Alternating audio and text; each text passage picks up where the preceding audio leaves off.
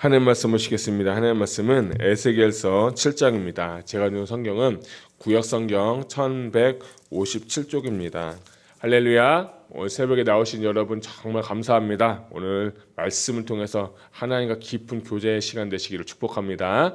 저는 에스겔 7장 카이로스 시간 앞에 선 인생이라는 제목 가지고 말씀 나누겠습니다. 7장은 크게 단락을 나눴는데요. 1절부터 9절은 패망선언, 10절부터 13절은 죄악의 몽둥이, 14절부터 16절은 전쟁의 무익함, 17절부터 21절 금과 은의 무가치함, 22절부터 24절은 성전의 더럽힘, 25절부터 27절은 영적인 고갈. 이렇게 제가 단락을 나누고 제목 붙여보았습니다.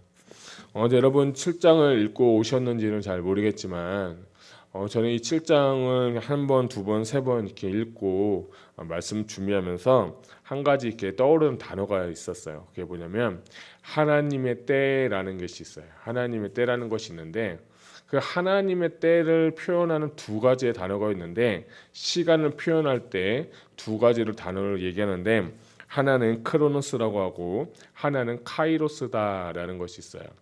크로노스라는 것은 무엇이냐면 시간이 처음부터 끝까지 계속 진행되는 시간을 말하는 거예요. 하나님은 영원부터 영원까지 계시기 때문에 그것을 어떻게 보면 하나님께서 지금 우리에게 허락하신 시간들이 계속 흐르고 있는 거예요. 그런데 그 흐르는 시간 가운데 점을 딱 하나 찍는 시점이 있는데 그걸 뭐라고 하냐면 카이로스다라는 거예요. 예를 들면 우리가 여러분 생일이잖아요. 그것도 내 인생 가운데 뭐가 되냐면 카이로스가 되는 거예요. 뭐 하나님을 만난 날, 뭐 성령을 체험한 날, 뭐 이민 온 날, 뭐 이런 하나님께서 우리 인생 가운데 그 크로노스의 시간 가운데 카이로스의 그 타임을 하나님께서 허락하셨다는 거예요. 저는 이 7장을 보면서 하나님께서 이 크로노스의 시간 가운데 한 점을 딱 찍어 놓으셨는데 그것이 뭐냐? 이스라엘 백성들이 이제 패망하고 멸망할 것이라는 것을 하나의 카이로스의 타임을 딱 찍어 두신 다음에 이 예스겔을 통하여서 계속해서 말씀하고 그것에 대해서 카이로스의 시점을 이렇게 말씀하시는 것을 7장에서 저는 볼 수가 있었어요. 그래서 저는 이 하나님께서 작정하신 이 흐르는 시간 가운데 작정한 그 시간 가운데 반드시 하나님께서 생각하고 작정한 일은 뭐냐? 그것은 반드시 성취하고 그것은 반드시 이루겠다라는 하나의 그 시간의 섭리, 하나의 그 시간의 하나님의 그 계획 가운데 주권 가운데 우리가 좀 살고 있다라는 것을 제가 7장을 통해서 좀 배우게 되고 다시 한번 좀 생각하게 된 거예요. 저는 7장을 보면서 참 하나님 오늘도 나에게 정말 흐르는 이 크로노스의 타임 가운데 왜 하나님 나에게 이런 시점을 주시고 왜 나에게 오늘 이 하루의 아침을 허락하셨는지를 바로 알고 사는 것이 중요하다. 하루를 살아도 목적이 있게, 하루를 살아도 의미 있게, 하루를 살아도 하나님 보시기에 허송세월 하지 마시고 카이로스의 타임을 허락하신 그 하나님께 감사하면서 오늘도 승리할 수 있는 저와 여러분 되시기를 축복합니다. 7장은 이 예루살렘에 관한 심판, 멸망에 관한 이야기입니다. 2절을 보게 되면 너 인자야 주 여호와께서 이스라엘 땅에 관하여 이같이 말씀하셨느니라 끝났도다. 이 땅 사방의 일이 끝났다라고 합니다. 근데 이 끝났다라는 단어가 굉장히 이 7장에 나오는데 3절도 이렇게 보게 되면 3절도 보면 이제는 내게 끝이 이르렀나니 라고 하면서 2절, 3절에는 끝이라는 단어가 나와요. 이 7장을 보게 되면 끝이라는 단어가 개역 개정판으로 보게 되면 6번이나 나오는데 6절을 보게 되면 6절은 끝이라는 단어가 3번이 나와요. 끝이 왔도다, 끝이 왔도다, 끝이 너에게 왔도다, 볼지어다 그것이 왔도다 라고 하면서 이 끝이라는 단어에 대해서 굉장히 7장에 이 예레미야를 통하여서 말씀하는 거예요. 어떤 끝이 옵니까? 이 남유다가 이제 결국에는 멸망하겠다. 심판을 작정한 일이 이제 하나님의 그 카이로스 타임이 이제 왔다라고 하는 어떤 선언과 같은 말씀이 에스겔을 통하여서 계속해서 하나님은 말씀하고 있는 거예요. 근데 끝이라는 단어만 오면 좋은데 끝이라는 단어 그 뒤에 말들이 굉장히 오는데 그게 뭐냐면 심판하고 하나님께서 보응하시겠다. 3절 보게 되면 이제는 내게 끝이 일어났느니 내가 내 진노를 내게 나타내어서 내 행위를 심판하고 내 모든 가증한 일을 보응하겠다라고 하나님께서 말씀하시는 거예요. 그러니까 끝날에는 하나님께서 심판하시고 하나님께서 그 각각 죄들로 말미암아서 보응하시겠다라는 말씀이 오늘 이 3절에서 나오고 있는 거고 7장 전체적인 흐름의 메시지와 핵심은 뭐냐? 끝에는 심판과 보응이 있겠다라는 것을 이 누구한테? 남유다 백성들한테 이야기하고 있는 거예요. 참 이 말씀 보면서 이것은 이 에스겔을 통하여서 남유다 백성들에게만 듣는 얘기가 아니라 이것은 오늘 우리에게 이 말씀은 오늘 나에게 주시는 메시지면 어떨까라는 생각이 들었어요. 한 선지자가 와서 혹 한 목사님이 오셔가지고 여러분 끝이 왔어요. 여러분 내일이면 멸망합니다. 주님 오실 날이 내일입니다. 라고 할 때 과연 그럴 때 여러분의 반응 또는 우리의 반응 나의 반응은 어떨까라고 생각을 해봤어요.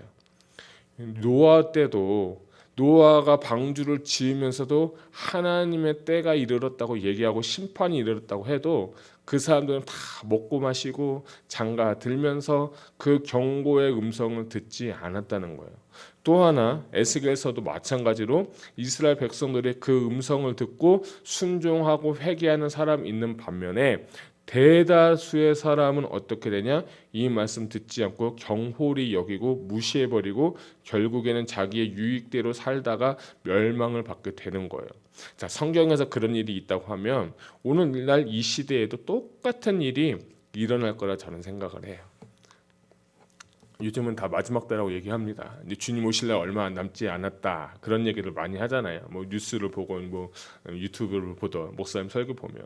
근데 그런 얘기들을 우리가 처음 들었을 때는 진짜 이제 하나님 오실 날 얼마 안 남았다. 정신 차려야지, 신부가 되어야지, 준비돼야지 막 하면서 막 이렇게 그런 긴장감 가운데 오늘 하루 사는데 어느 순간 시점이 풀려지게 되면 주님 오신다고 하는데 오지도 않고 나 지금 먹고 사는 것도 너무 힘든데 내가 사는 것도 너무 힘든데 주님 오시는 게 나랑 무슨 상관이야 하면서 그런 주님의 재림의 임박성에 대해서는 많은 분들의 경각심을 갖고 있지 않다는 게 제가 내린 결론이에요. 여러분 정말 여러분 오늘 내일 만약 주님이 진짜 오신다고 만약 가정을 하면 여러분은 어떤 반응을 할 것 같아요? 저 같아도 애들도 키워야 되고 뭐 또 해야 되니까 주님 오실 날은 뭐 오겠지 하는 그런 반응이 저한테도 있지 않을까 싶습니다. 여러분 지금은요 주님이 언제 오셔도 이상하지가 않아요.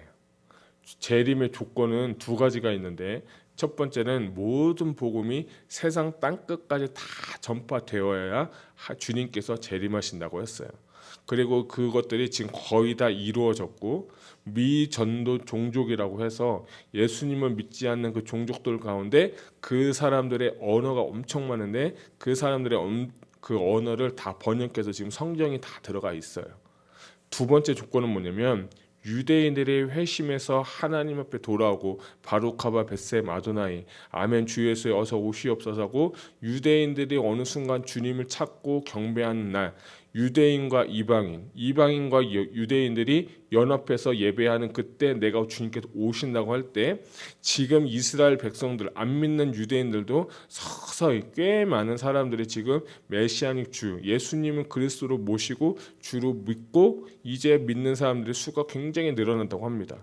선교사님들 지금 보고에 의하면 중동의 지금 아랍권들 지금 중동 전쟁 뭐 있긴 하지만 하나님께서 성령님께서 이 중동 지방에 그냥 강력하게 역사하셔가지고 중동 아랍권이 지금 깨어나서 지금 예수님을 믿는 사건들이 계속 선교 보고 가운데 일어나고 있어요. 자 그래서 제가 내린 결론은 내일 주님이 임하셔도 절대로 이상하지 않다는 거예요. 그럼 결론은 뭐냐? 우리는 지금 주님 오실 그날에 준비가 되어 있는가라고 주님은 물어보고 계시는 거예요. 에스겔도 그렇고 예레미야도 그렇고 이사야도 그렇고 수많은 선지자들이 멸망이 온다고 얘기할 때 그 얘기를 듣지도 않고 자신의 사치 부리고 자신의 욕망과 자신의 만족대로 살아가는 사람들을 많이 보고 있어요. 19절과 우리 20절은 같이 한번 읽도록 하겠습니다. 시작. 그들이 그 은을 거리에 던지며 그 금을 오물같이 여기리니 이는 여호와 내가 진노를 내리는 날에 그들의 은과 금이 능히 그들을 건지지 못하며 능히 그 심령을 족하게 하거나 그 창자를 채우지 못하고 오직 죄악의 걸림돌이 됨이로다. 그들이 그 화려한 장식으로 말미암아 교만을 품었고 또 그것으로 가증한 우상과 미운 물건을 만들었은즉 내가 그것을 그들에게 오물이 되게 하여. 자, 19절부터 20절은 그 당시의 사회 부패 상황에 대해서 얘기하고 있는데 하나님 말씀에 순종하고 정직하고 정결하게 주님 오심을 예비하는 게 아니라 금과 은으로 자기를 치장하고 자신을 나타내고 자신의 만족 갖고 그 결과가 뭐냐면 금과 은으로 나를 채워서 여기 보게 되면 창자를 채운다라고 한 것은 자기의 감정, 자기의 기분, 자기의 느낌을 다 채워서 자기 만족, 자기 의대로 살아가는 그 사람들의 상태가 바로 이 19절에 나와 있는데 20절에 보면 그 화려한 것들 말미암아 교만하고 그것들이 죄악의 걸림돌이 되었다라고 주님은 오늘 정확하게 말씀하고 있는 거예요. 그래서 저는 이 말씀 보면서 이스라엘 백성들이 하나님 말씀 듣지 못하는 이유, 경고의 음성을 듣지 못하는 이유가 딱 하나다. 교만해서 그렇다. 교만은 패망의 선봉이라고 한 거예요. 여러분, 우리가 하나님의 말씀을 들을 때 겸손한 마음으로 들어야 돼요. 하나님의 말씀이 이게 누구에게 전할 말씀, 이게 누구야 들어야 될 말씀, 이렇게 귓등으로 듣는 게 아니라 진짜 이 말씀이 나에게 주시는 말씀이구나. 내가 하나님 주시는 메시지라는 그 말씀을 붙잡고 그것을 품고 내가 하나님 앞에 회개하며 엎드리면서 말씀 붙잡고 기도하면서 몸부림치고 씨름할 때에 그때서야 비로소 그 말씀이 내 것이 되고 그 말씀이 내 심령에서 워킹되고 심령 안에서 역사가 일어나게 되는 거예요. 그래서 그 말씀들을 경홀히 여기지 마시고 이 말씀을 들을 때 나에게 주시는 말씀, 우리 공동체에 주시는 말씀에 순종하면서 나아갈 수 있는 여러분 되시기를 축복합니다. 10절을 보니까 볼지어다 그날이로다 볼지어다 임박하도다 정한 재앙이 이르렀더니 몽둥이가 꽃이 피며 교만이 싹이 났도다.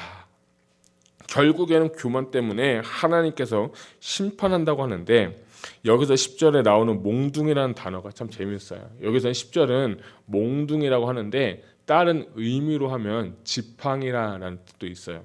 그런데 이 지팡이가 또 언제 쓰여졌냐면 여러분 모세가 떨기나무 가운데서 호렙산에서 하나님 만날 때 지팡이를 던지니까 뭐가 됐죠? 뱀이 됐죠. 또 뱀의 꼬리를 잡으니까 뭐가 됐죠? 지팡이를 됐죠. 자, 똑같은 단어예요. 똑같은 단어인데 모세가 쓸 때는 지팡이가 됐고 이스라엘 백성들 지금 에스겔에 쓰이는 이 단어는 뭐가 되면 몽둥이가 된 거예요. 저는 이 말씀 보면서 참 두렵고 떨리는 건 뭐냐면 하나님 손에 붙잡힐 때는 지팡이가 돼서 권능이 되고 능력이 나타나고 하나님의 역사를 나타내는 그 능력의 지팡이가 됐는데 하나님의 말씀 순종하지 않고 교만하니까 뭐가 된 거예요? 몽둥이가 돼버린 거예요. 야, 그래서 이 지팡이가 몽둥이도 될 수 있겠구나. 자, 그런데 마지막 절에 보면 몽둥이가 꽃이 피었다는 거예요. 몽둥이에서 어떻게 꽃이 핍니까? 이게 말이 안 되는 거죠. 자, 은유법인데 뭐냐? 이 몽둥이가 더 세가지고 너희를 더 크게, 더 심하게 때릴 거다라고 하는 거예요. 이 몽둥이가 기적과 권능을 일으키는 지팡이에서 몽둥이로 바뀌어가지고 이스라엘 백성들을 때리고 무너뜨리겠다라고 주님은 지금 선언하고 말씀하시는 거예요. 여러분, 정말 이 말씀이 하나님의 말씀이 들려서 지팡이가 될 거냐 몽둥이가 될 거는요 우리 하기 나름인 거예요. 우리에게 주신 이 말씀이 지팡이에 대해서 능력이 되는 저와 여러분 되시길 축복합니다. 그래서 11절 결과가 뭡니까? 포악이 일어나서 죄악이 몽둥이가 되었은즉 그들도 그 무리도 그 재물도 하나도 남지 아니하며 그 중에 아름다운 것도 없어지리로다 라고 하면서 그 몽둥이 심판의 결과는 뭡니까? 이스라엘 백성들이 결국에는 포로가 되었고 남유다의 그 아름다운 예루살렘 성전이 다 망가져가지고 비참한 인생이 되는 그것을 주님께서 다시 말씀하고 있는 거예요. 또 15절을 보게 되면 밖에는 칼이 있고 안에는 전염병과 기근이 있어서 밭에 있는 자는 칼에 죽을 것이요 성읍에 있는 자는 기근과 전염병으로 멸망하겠다. 이 몽둥이의 결과는 뭡니까? 진퇴양난인 거야. 나가도 죽고 안 나가도 죽고, 나가면 칼에 맞아서 죽고 안 나가면 기근과 전염병에 죽고, 아주 불쌍한 인생, 하나님을 멸시한 그 결과가 바로 이렇게 된다는 것입니다. 그래서 그들이 그렇게 사랑하는 성전에 24절 보니까 내가 극히 악한 이방인들을 데려와서 그 집들을 점령하게 하고 강한 자의 교만을 그치게 하려니 그들의 성소가 더럽힘을 당하리로다. 참 저는 이 7장에서 24절 이 말씀이 정말 가슴이 아팠어요. 성소가 더럽힌다. 하나님의 교회가 더럽혀진다. 야, 저는 이 말씀 보면서 이게 실제로 가능한 일일까? 저는 이렇게 생각해 봤어요. 교만한 결과, 하나님 말씀 무시한 결과 바로 이렇게 된다는 거예요. 그래서 저는 25절부터 27절까지 보게 되면 저는 이렇게 좀 정의하고 싶어요. 하나님을 떠난 결과, 하나님의 말씀대로 살지 못하는 사람들의 특징에 대해서 나오고 있는데, 첫 번째 25절에 보니까 그들이 평강을 구하여도 없을 것이다 라고 하는 거예요. 여러분, 이 평강은요, 내가 돈이 많아서, 내가 뭔가 재산이 많고 건강해서 오는 평강이 아니라 하나님과의 그 인격적인 그 관계에서 오는 그 평강이 깨어졌다는 것을 의미하는 거예요. 하나님 안에 주님과 내 사이에 어떤 가로막힌 것도 하나도 없이 주님과 온전한 연합을 이루면 그분과 나는 샬롬, 평강을 이루는데, 그것이 죄로 말미암아 단절되어서 평강하지 못한 삶을 살게 되는 그 결과가 이 25절에 나와 있고, 26절에 보게 되니까 환난에 환난 더하고 소문에 소문 더할 건데, 종교적으로 볼 때 선지자들의 묵시를 구하는 헛되고 제사장들에게 율법이 없고 장로들에게는 책략이 없어질 것이다. 무엇을 의미합니까? 종교적인 능력, 성령 충만하지 않고 하나님의 능력이 없는 삶을 우리가 살게 된다는 거예요. 역으로 생각하면 하나님의 말씀대로 산다고 하면, 주님 안에 있으면 성령 충만하고 묵시도 있고 말씀의 능력이 나타나고 우리 하나님께 지혜를 주셔서 그 모든 것을 다 능히 이루게 하실 것인데, 하나님과의 관계가 깨어지니까 책량도 없고 묵시도 없고 율법도 없는 그런 무정부와 같은 참 혼란스럽고 혼돈스러운 그 삶이 바로 하나님과의 관계가 단절된 삶의 특징이라고는 저는 26절에 보고 싶습니다. 여러분, 주님과의 관계를 회복하시기를 축복합니다. 주님과의 관계를 반드시 회복하려면 우리가 하나님 앞에 성령을 구하고 은혜를 구하고 말씀을 구하고 하나님께 지혜를 구할 때 우리에게 하나님께서 역사하실 줄 믿습니다. 27절 봅니까? 그 결과 왕은 애통하고 고관은 놀라움을 옷 입은 듯하며 주민의 손은 떨리리라. 내가 그 행위대로 그들에게 갚고 그 죄악대로 그들을 심판하리니 내가 여호와인 줄을 그들이 알리라. 결국 하나님 떠난 사람의 특징이 뭡니까? 심판받는다는 거예요. 심판받아서 영원히 멸망받겠다. 하나님께서 보응하시겠다. 근데 그 목적이 뭐냐? 그들이 나로 하여금 여호와인 줄 알게 하리라. 당신이 여호와인 줄 알게 하리라. 이것이 에스겔에 70번이라 나왔다. 90번 나왔다고 했는데, 정말 중요한 거. 목적은 뭐냐? 하나님이 하나님 됨을 알게 하기 위해서 하나님이 이런 일들을 행하시겠다라는 거예요. 7장 1절부터 오늘 마지막까지 보면서 이 크로노스의 타임 가운데 이 하나의 딱 점을 찍은 이 카이로스 타임, 이 시점을 하나님께서 에스겔을 통해서 말씀하시면서 그래도 불구하고 하나님께서 원하시는 건 뭐냐면, 딱 한 사람이라도, 딱 한 명이라도 이 말 듣고 회개해서 돌아오길 원하셨을 거라고 저는 믿어요.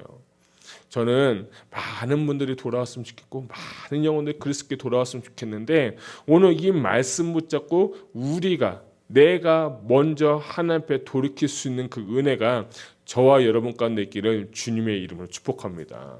여러분 가운데 있는 교만이 있다면 교만을 꺾어버리시기 바랍니다. 특별히 여러분 가운데 하나님보다 더 의지하는 것, 금을 의지하고 은을 의지하는 것, 하나님 그거 다 꺾어버리십니다. 그렇기 전에 빨리 하나님을 의지하길 바랍니다. 특별히 하나님의 지팡이를 인도할 것인지 하나님의 몽둥이가 될 것인지는 오늘 우리 하기 나름인데, 오늘 하나님께서 나를 인도해 주시고 나에게 선하게 역사해 주셔서 능력 있는 삶을 살 수 있도록, 성령 충만한 삶을 살 수 있도록 여러분 기도하는 오늘 하루가 되시기를 주님의 이름으로 축복합니다. 기도하겠습니다.